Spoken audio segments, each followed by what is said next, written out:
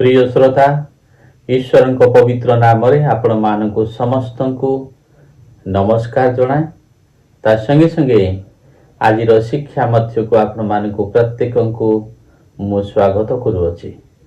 प्रिय श्रोता आज शीर्षकटी हूँ अति गुरुत्वपूर्ण जहाँ माने देखिना हो किंतु से विषय आज आम माने शिखिबा आम मानकर मन द्वारा शुणुवा वाक्य द्वारा ताहाको आम माने कौन करिबा ना इमाजिन करिबा।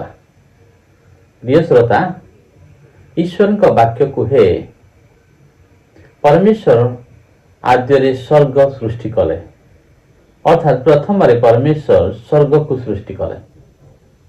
आमे जानिनो आमे देखिनु से स्वर्ग को किंतु केवल ईश्वर का वाक्य द्वारा आम माने ताहाको इमाजिन करुछु कल्पना करुअछु। प्रिय श्रोता तो आज शीर्षकटी हूँ स्वर्ग बा हेवन। प्रिय श्रोता आम प्रभु जीशु ख्रीष्ट को ग्रहण करिअछु एई जगत रे तांको वाक्य अनुसार आम जीवन काटुछु। तांको वाक्य आम हृदय को परिष्कार करे एथिपाई आम माने ए जगत रे थाई मध्य ए जगत व्यक्ति परि आचरण करुना उच्चारण करुनु कार्य करुनु आम स्वर्ग व्यक्ति भाव रे निज को अभ्यास करुछु कि दिने आम स्वर्ग को जीवा एथिपाई। तो प्रिय श्रोता स्वर्ग किपरि अटे स्वर्ग किपरि अटे। प्रिय प्रभु संतान माने एई जगत को जदि आम देखिबा जगतर प्रत्येक वस्तु को आम देखिबा जगतर दृश्य अदृश्य विषय सबू जहाँ आम देखिपारुछु जहाँ देखिपारुनु किछि आम अनुभव भी करिपारुछु किंतु से सब आम को आश्चर्य लगे ईश्वर किपरि ए सब को सृष्टि करे बोली आम माने बेले बेले तांको सृष्टि मध्य हजि जाओ। सतरे जेते ऊपर को नाओ ईश्वर किपरि एते बड़ आकाश मंडल को सृष्टि कले ताहा जितने विवेचना करू सतरे आम हजि जाओ। सूर्य चंद्र तारा ए सब केमी सृष्टि कले पुणी ए पृथ्वी रे केते प्रकार जीव जंतु पशु पक्षी फल मूल ए सब विषय जो चिंता करू भावु सेतेबेले आम को आश्चर्य भी लगे। सतरे यदि आम भाविबा ईश्वर ए पृथ्वी को एते सौंदर्य परिपूर्ण कले माने एते सौंदर्य बनैले एते आश्चर्य प्रकार बनैले ताहले स्वर्गटी आउ केते आश्चर्य होई नथिबो। हाँ एबे केवल आम माने वाक्य रूप दर्पण रे से सब को देखुअछु इमेजिन करुअछु दिने आम माने देखिबा आउ से स्वर्ग उपरे माने ठिया हेबा एथिपाई तो आम प्रभु जीशु को ग्रहण करिअछु। तो ताहांकर प्रतिटी वाक्य जेपरि सफल होई चलीछि आउ से वाक्यटी मध्य सफल हेब। प्रभु जो कहले मु होछि पुनरुत्थान और जीवन जे मो ठारे विश्वास करे से यथापि मरे तथापि से बंचिब आउ ताहा भी दिने सफल हेब। पृथ्वीर चतुर्पार्श्वर समस्त घटना सबू आम को दुखित भी कराए आउ उल्लसित भी कराए कारण प्रभु कही जाति विपक्ष रे जाति उठिब धर्म विपक्ष रे धर्म उठिब स्थाने स्थाने भूमिकंप हेब स्थाने स्थाने महामारी हेब तुम माने युद्ध व जनरव शुणिब विप्लव विश्व सब शुणिब ए सब विषय माने जहाँ बाइबल पृष्ठारे पढ़ीछु से सब तो सफल हो गलानी। तो एबे अंतिम तोरी ध्वनि बाजवार अच्छी जो माने कफर प्राप्त होइतिबे से माने कफर फाटिजिव उठिबे तापर जो माने जगत रे थिबे से माने रूपांतरित हेबे आउ स्वर्ग को नीत हेबे आउ सेई दिन से स्वर्ग को माने स्वचक्षुरे एई जगत चक्षुरे नुहे आत्मिक चक्षुरे माने दर्शन करिबा आउ धन्य से माने जो माने स्वर्ग को मनंत करिसंती जगत थिबा समय आउ से माने भिन्न लोक टंती निजको सर्वदा पाप शून्य जीवन काटती से माने भिन्न प्रकार देखा जाती से स्वभाव से आचरण से उच्चारण भिन्न अटे से सतरे ही से स्वर्ग को जीवे। प्रिय श्रोता आपण इच्छा करना कि स्वर्ग को जीवाई तो आसतु ଆଜି ପ୍ରକାଶିତ ବାକ୍ୟର 21 ପର୍ବର ମୁଁ କେତୋଟି ଅଂଶ ପାଠ କରି ଆପଣମାନଙ୍କ ନିକଟରେ କିଛି ବାର୍ତ୍ତା ରଖିବି। ତାହା ହେଉଛି ପ୍ରକାଶିତ ବାକ୍ୟ 21 ପର୍ବ 10 ପଦରୁ ମୁଁ ପଢ଼ୁଅଛି। ସେଥିରେ ସେ ମୋତେ ଆତ୍ମାରେ ଗୋଟିଏ ବୃହତ୍ ଓ ଉଚ୍ଚ ପର୍ବତକୁ ଘେନିଯାଇ ପବିତ୍ର ନଗରୀ ଜେରୁସାଲେମକୁ ଦେଖାଇଲେ। ତାହା ସ୍ୱର୍ଗରୁ ଈଶ୍ୱରଙ୍କ ନିକଟରୁ ଅବତରଣ କରୁଥିଲା ଏବଂ ଈଶ୍ୱରଙ୍କ ଗୌରବ ବିଶିଷ୍ଟ ଥିଲା। ତାହାର ଜ୍ୟୋତି ଅତି ବହୁମୂଲ୍ୟ, ପୁଣି ମଣି ସଦୃଶ, ସ୍ୱଚ୍ଛ ସୂର୍ଯ୍ୟକାନ୍ତ ପରି। ତାହାର ଗୋଟିଏ ବୃହତ୍ ଓ ଉଚ୍ଚ ପ୍ରାଚୀର ଅଛି। ସେଥିରେ 12 ଦ୍ୱାର। ସେହି ଦ୍ୱାରରେ 12 ଦୂତ ଓ ଦ୍ୱାର ସମୂହ ଉପରେ ଇସ୍ରାଏଲ ସନ୍ତାନମାନଙ୍କ 12 ବଂଶର ନାମ ଲିଖିତ ଅଛି। ପୂର୍ବରେ 3 ଦ୍ୱାର, ଉତ୍ତରରେ 3 ଦ୍ୱାର, ଦକ୍ଷିଣରେ 3 ଦ୍ୱାର ଓ ପଶ୍ଚିମରେ 3 ଦ୍ୱାର। ସେହି ନଗରୀ ପ୍ରାଚୀର 12 ଭିତ୍ତିମୂଳ। ସେହି ସବୁ ଉପରେ ମେଷ ଶାବକଙ୍କ 12 ପ୍ରେରିତଙ୍କ 12 ନାମ ଲିଖିତ ଅଛି। ନଗରଟି ଚତୁଷ୍କୋଣ, ତାହାର ଦୈର୍ଘ୍ୟ ଓ ପ୍ରସ୍ଥ ସମାନ। ସେ ସେହି ନଳରେ ନଗରୀକୁ ମାପନ୍ତେ 12 ସହସ୍ର ତୀର ହେଲା। ସେଥିର ଦୈର୍ଘ୍ୟ, ପ୍ରସ୍ଥ ଓ ଉଚ୍ଚତା ସମାନ।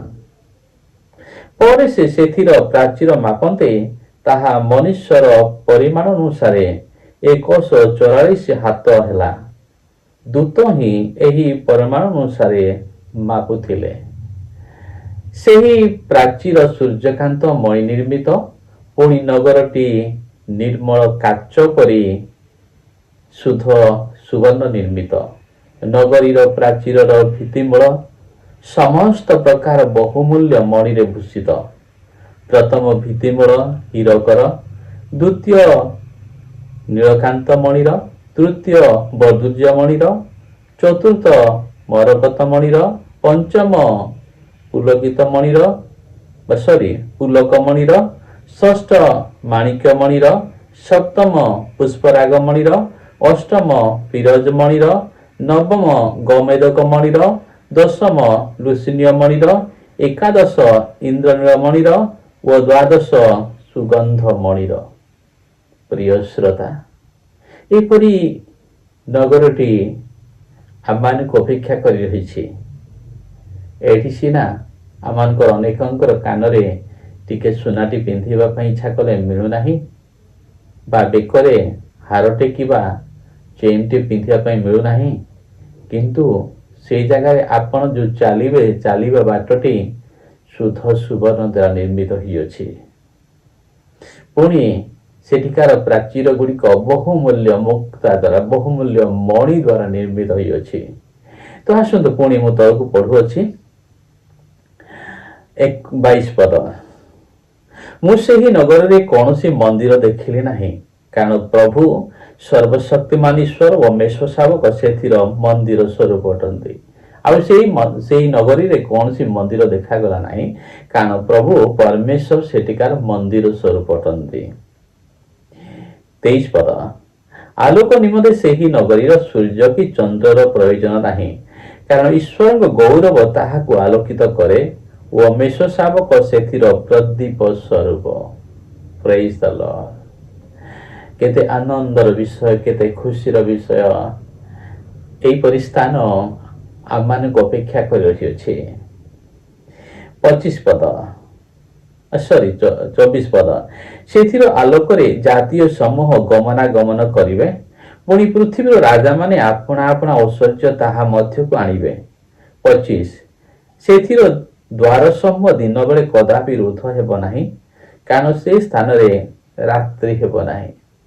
ପ୍ରିୟ ଶ୍ରୋତା, ଏପରି ଏକ ସ୍ଥାନକୁ ଆମେ ଯାଉଛୁ ଯୋଉଠିକି ରାତ୍ରି ହେବ ନାହିଁ। ଏପରି ଏକ ସ୍ଥାନକୁ ଆମେ ଯାଉଛୁ ଯୋଉଠିକି ସୂର୍ଯ୍ୟ ଚନ୍ଦ୍ରର ଆବଶ୍ୟକତା ନାହିଁ, କାରଣ ପ୍ରଭୁ ପରମେଶ୍ୱର ଓ ମେଷ ଶାବକ ହିଁ ସେଠିକାର ଆଲୋକ ସ୍ୱରୂପ ହେବେ। କେତେ ଉତ୍ତମ ବିଷୟ। ଆଉ ସେଠି ଏଇ ଜଗତ ଥିଲା ପରି ମନ୍ଦିର ଗୁଡ଼ିକ, ମସଜିଦ ଗୁଡ଼ିକ, ଚର୍ଚ୍ଚ ଗୁଡ଼ିକ ପାଇଁ ଫାଇଟିଂ ନଥିବ, କାରଣ ସେଠି ମନ୍ଦିର ହିଁ ନଥିବ, କାରଣ ଈଶ୍ୱର ହିଁ ନିଜେ ସେଥିର ମନ୍ଦିର ସ୍ୱରୂପ ଅଟନ୍ତି। ଏହା ଖୁସିର ବିଷୟରେ। There will be no fighting। ଫେର କିଛି ଯୁଦ୍ଧର ବିଷୟ ନଥିବ। ତ ଆସନ୍ତୁ ପୁଣି ସେ ଜାଗାରେ କ'ଣ ହେବନି, ରାତ୍ରି ହେବ ନାହିଁ, କବାଟ ଗୁଡ଼ିକ ବନ୍ଦ ରହିବ ନାହିଁ। ଓ ୱାଣ୍ଡରଫୁଲ୍। ଏଠି ଆମେ ରାତ୍ରି ହେଲା ମାନେ କବାଟ ବନ୍ଦ କରିଦେଉଛୁ, ଝରକା ବନ୍ଦ କରିଦେଉଛୁ, କିନ୍ତୁ ସେଠି ବନ୍ଦ ରହିବ ନାହିଁ। କବାଟ ସବୁ କ'ଣ ପାଇଁ ବନାହେଇଛି? ଚୋର ଡକାୟତ ମାନଙ୍କ ପାଇଁ। କିନ୍ତୁ ସେଇଠି କୌଣସି ଚୋର ଡକାୟତ ନଥିବେ। ଓକେ, ଆସନ୍ତୁ 26 ପଦ ପଢିବା। ଲୋକେ ଜାତି ସମୟରେ ଐଶ୍ୱର୍ଯ୍ୟ ଓ ମହିମା ତାହା ମଧ୍ୟକୁ ଆଣିବେ। 27 ପଦ। କୌଣସି ଅଶୁଚି ବିଷୟ କିମ୍ବା ଘୃଣ୍ୟ କର୍ମକାରୀ ଓ ମିଥ୍ୟାଚାରୀ କେହି ସେଥିରେ କଦାପି ପ୍ରବେଶ କରିବ ନାହିଁ, କେବଳ ଯେଉଁମାନଙ୍କ ନାମ ମେଷ ଶାବକଙ୍କ ଜୀବନ ପୁସ୍ତକରେ ଲିଖିତ ଅଛି।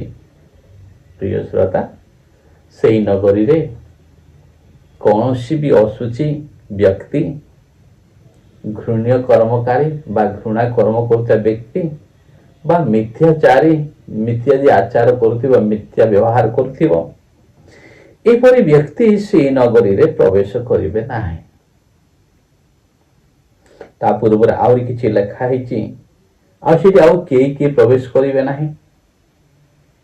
ଦେଖନ୍ତୁ, ମୁଁ ସେ 21-8 ପଦଟି ପଢୁଛି। କିନ୍ତୁ ଯେଉଁମାନେ ଭୀରୁ, ଅବିଶ୍ୱାସୀ, ଘୃଣ୍ୟ କଳଙ୍କିତ, ନରଘାତକ, ବ୍ୟଭିଚାରୀ, ମାୟାବୀ ଓ ପ୍ରତିମା ପୂଜକ, ସେମାନେ ଓ ସମସ୍ତ ମିଥ୍ୟାବାଦୀ ଅଗ୍ନି ଓ ଗନ୍ଧକ ପ୍ରଜ୍ୱଳିତ ହ୍ରଦରେ ଅଂଶ ପାଇବେ। ଏହା ହିଁ ଦ୍ୱିତୀୟ ମୃତ୍ୟୁ। ଏପରି ବ୍ୟକ୍ତିମାନେ ମଧ୍ୟ ସେଠିକି ପ୍ରବେଶ କରିବେ ନାହିଁ, କାରଣ ସେମାନେ କୋଉଠି ଯିବେ? ଶୈତାନ ଓ ତା ନିମନ୍ତେ ପ୍ରସ୍ତୁତ ହେବା ନରକକୁ ଯିବେ। ପ୍ରିୟ ଶ୍ରୋତା, এই ଜଗତରେ ଯଦି ଆପଣ କାନ୍ଦୁଛନ୍ତି ଖ୍ରୀଷ୍ଟଙ୍କ ପାଇଥିବା ହେତୁ, ତାଡ଼ନା ପ୍ରାପ୍ତ ହେଉଛନ୍ତି, ଦୁଃଖ ପ୍ରାପ୍ତ ହେଉଛନ୍ତି, କଷ୍ଟ ପ୍ରାପ୍ତ ହେଉଛନ୍ତି, ଆପଣ ଜାଣି ରଖିଥାନ୍ତୁ, এই ଜଗତରେ ଆମମାନେ ଯେଉଁ ଦୁଃଖ କଷ୍ଟ ଆସୁଛି ତାକୁ ଇଗ୍ନୋର କରନ୍ତୁ। ବା ଆପଣଙ୍କୁ କେହି ନିନ୍ଦା କରୁଛି, ଅପମାନ କରୁଛି, ବେଜ୍ଜତି କରୁଛି, ତାକୁ ଇଗ୍ନୋର କରନ୍ତୁ। ତାହା ଚିରସ୍ଥାୟୀ ନୁହେଁ, ସେ ସବୁ ପରମାନେଣ୍ଟ ନୁହେଁ, এই ସବୁ କ୍ଷଣିକ ଅଟେ। କିନ୍ତୁ ପରମାନେଣ୍ଟ ହେଉଛି ସ୍ୱର୍ଗ, ପରମାନେଣ୍ଟ ହେଉଛି ସ୍ୱର୍ଗ।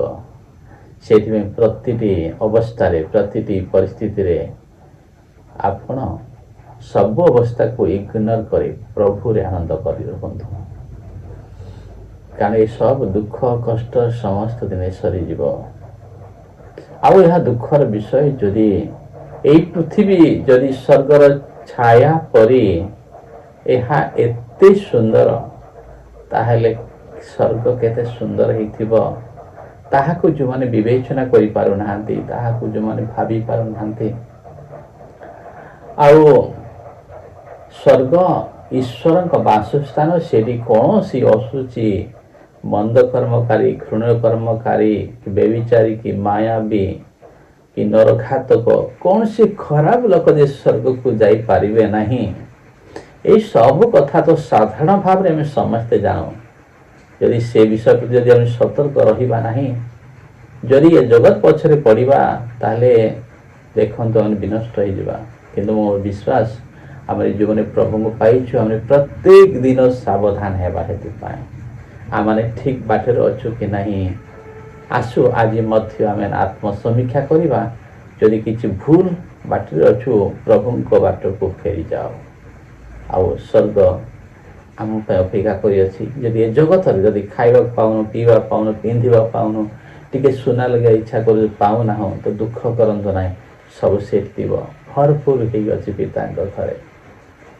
ପ୍ରଭୁ ଆପଣମାନଙ୍କୁ ଶ୍ରବଣରେ, ଏ ବାକ୍ୟ ପାଳନରେ ଆଶୀର୍ବାଦ କରନ୍ତୁ।